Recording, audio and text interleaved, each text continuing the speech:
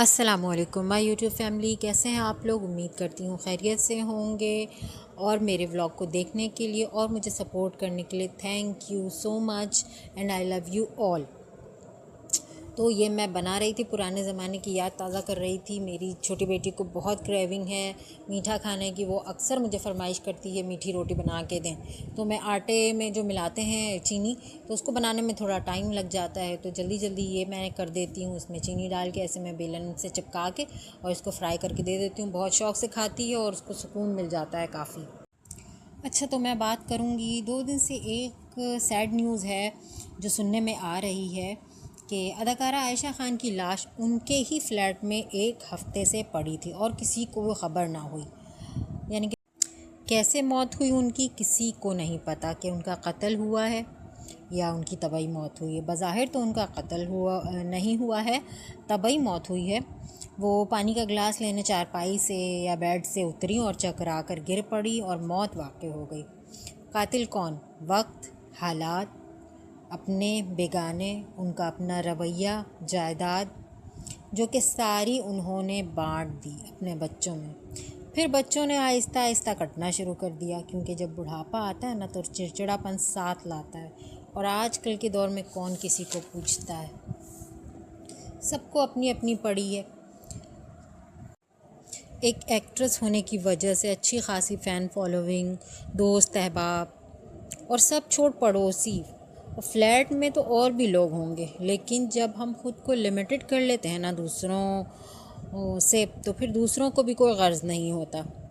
हालात जो उन्होंने अपनी गलतियों से, कुछ अपनी गलतियों से बना ली और कुछ बनते चले गए। ऐसे हादसों से हमें सीखना चाहिए, कोई किसी का नहीं होता। पहले ख़ुद को इज़्ज़त दें और अहमियत दें, तभी दूसरे आपको इज़्ज़त और अहमियत देंगे। उनकी सबसे बड़ी गलती क्या है? उनकी सबसे बड़ी गलती है कि सब कुछ बच्चों को दे डाला। मैंने अपनी पिछली वीडियो में भी ज़िक्र किया था कि वालिदैन एक प्रोवाइडर होते हैं। बच्चा शुरू से जानता है कि हमें जो चाहिए वो हमें यहीं से मिलेगा। वालिदैन जितने भी बूढ़े हो जाए ना, वो अपने बच्चों को बच्चा ही समझते हैं। अभी लास्ट टाइम मैंने एक वीडियो देखी कि डॉक्टर ने वीडियो शेयर की थी, बता रही थी कि मैं अपने हस्बैंड से, वो कह रही थी कि मुझे चेरी खाना है, चेरी ला दें। मेरे हस्बैंड से डिस्कस हो रही थी और मेरे वालिद साहब बैठ के सुन रहे थे ये बात। और नेक्स्ट डे वो मेरे लिए चेरी लेकर आए। उस वक्त तो उन्होंने कुछ नहीं कहा, लेकिन लेकर आए। तो वो अपने पापा को थैंक यू कह रही थी कि मतलब इस वक्त भी, इस एज में भी, कि वो 30 एज की थी, डॉक्टर थी, डिलीवरी वगैरह करती थी और उनके पापा उनको बच्चा समझ रहे थे। तो वालिदैन जो है हमेशा अपने बच्चों को बच्चा ही समझते हैं। लेकिन जब बच्चे अपनी ज़िंदगी में मसरूफ़ हो जाते हैं ना, तो वालिदैन बोझ बन जाते हैं। उन्हें अपने बीवी बच्चों या फिर शौहर और बच्चों की फ़िक्र होती है। यानी अगर बेटा है तो अपने बीवी बच्चों, और बेटी है तो अपने शौहर और बच्चों का उनका ज़्यादा ख्याल होता है। इसलिए वालिदैन को चाहिए ना कि ख़ुद को मज़बूत और मुस्तहकम रखें। आने वाला वक्त कैसा होगा कोई नहीं जानता। अल्लाह किसी को ऐसा वक्त ना दिखाए, किसी को किसी का मोहताज ना बनाए। मुस्तहकम रहने का ना एक और फ़ायदा है कि आपके बच्चे भी किसी मुश्किल का शिकार नहीं होंगे, क्योंकि ज़िंदगी दिन ब दिन मुश्किल होती जा रही है। क्यों किसी का बोझ बढ़ाना? देने वाले हाथ हों, लेने वाले हाथ ना हो। इंशाल्लाह इंशाल्लाह आमीन।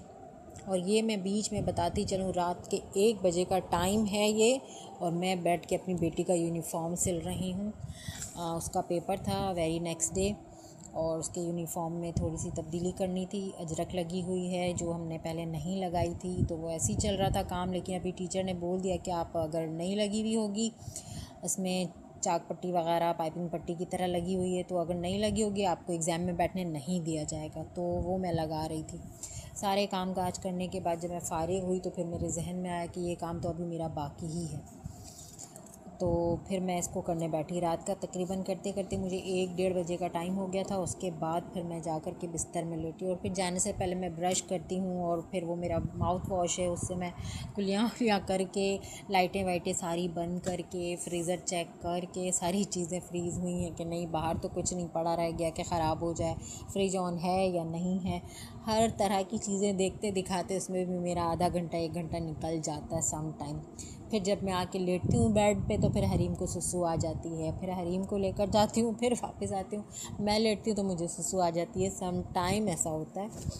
तो यार काफ़ी टाइम हो जाता है सोते सोते मुझे। और ये मैंने खाने में सॉरी, शाम के वक्त भाई मेरा आया, उसने बोला कि मगज़ रखा हुआ है आपने और बनाया नहीं है अभी तक, चलें फिर बनाएं, अब अगर आधे घंटे में बन जाता है तो आप बना दें, मुझे आधे घंटे में जाना है। तो फिर मैं लग गई थी शाम के वक्त नाश्ते में। चाय के साथ हमने चाय पी और पूरी के साथ हमने ये मगज़ का नाश्ता किया था, शाम का नाश्ता। तो उसको बनाने में मैं लग गई थी। तो आते हैं अपने टॉपिक पे वापस। हाँ, तो मैं ये कहना चाह रही थी कि पुराने वक्त कितने खूबसूरत हुआ करते थे। ना वो पुराना वक्त है, ना पुराने लोग हैं, और ना ही पुरानी मोहब्बतें। वक्त ने तरक्की कर ली, जज्बात ने तरक्की कर ली।